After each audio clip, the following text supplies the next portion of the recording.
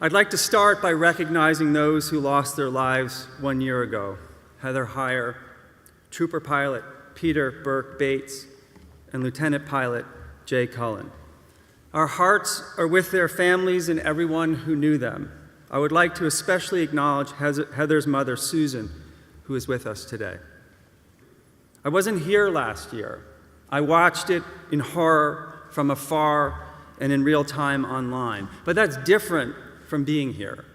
And I would be the first to acknowledge that what happened was experienced differently by many in the community. It was different for those who were on the lawn and around the statue. It was different for people of color. It was different for those of the Jewish faith. It was different for those who were young and shocked, and for those who were older and less surprised, perhaps feeling, in the words of Fannie Lou Hamer, sick and tired of being sick and tired. I was not personally attacked for a host of reasons: distance, race, and religion among them. So I offer these thoughts with deep humility and in the spirit of an ally. I cannot truly know the pain of others, but I can recognize it and stand with them in sorrow and in support.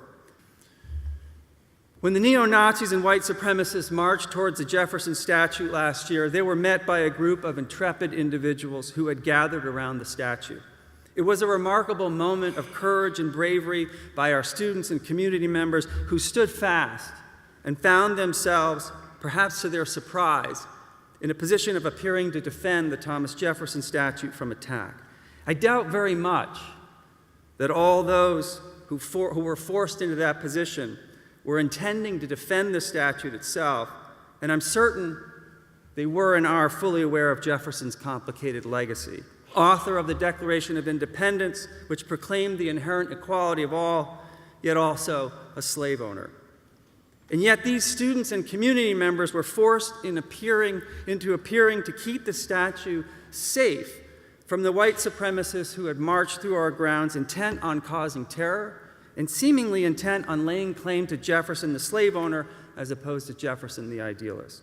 Our professed and cherished ideals as a community were confronted with the grim and horrific reminder that everyday realities are sometimes quite different.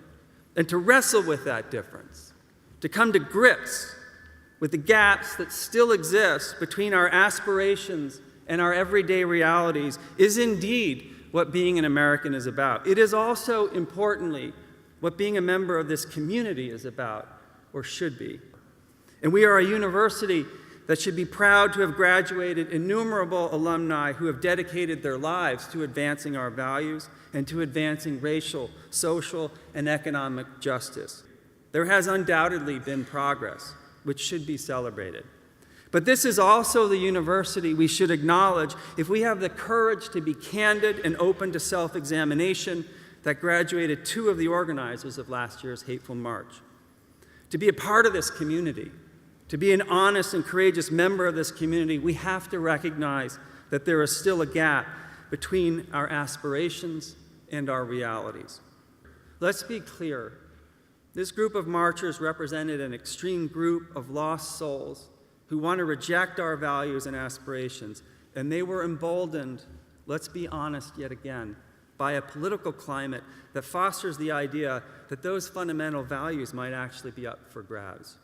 Such a different message, if you think about it, from the one delivered by the great Abraham Lincoln, who famously appealed to the better angels of our nature in an effort to bring the country together and to save the Union.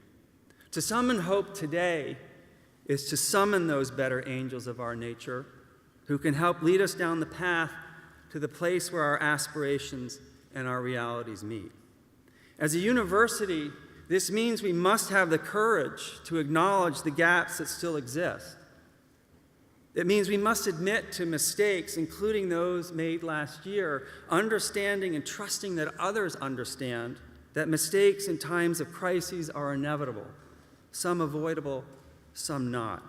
It means pledging to do our best to learn from our mistakes, because that is the best that any human or any institution, which is nothing more than a collection of humans, can do. And it means not being afraid to apologize for mistakes we have made. We do nothing more than recognize our common humanity to say to those who were attacked around the statue last year, I am sorry. We are sorry. To the family that is UVA and the surrounding communities, I will end by highlighting this basic and simple fact. We are in this together. I stand here today as an ally. I am surely an imperfect one, which is to say I am human, like all of you. I will disappoint some of you for doing too much, others for doing too little, some for going too fast, others for not going fast enough.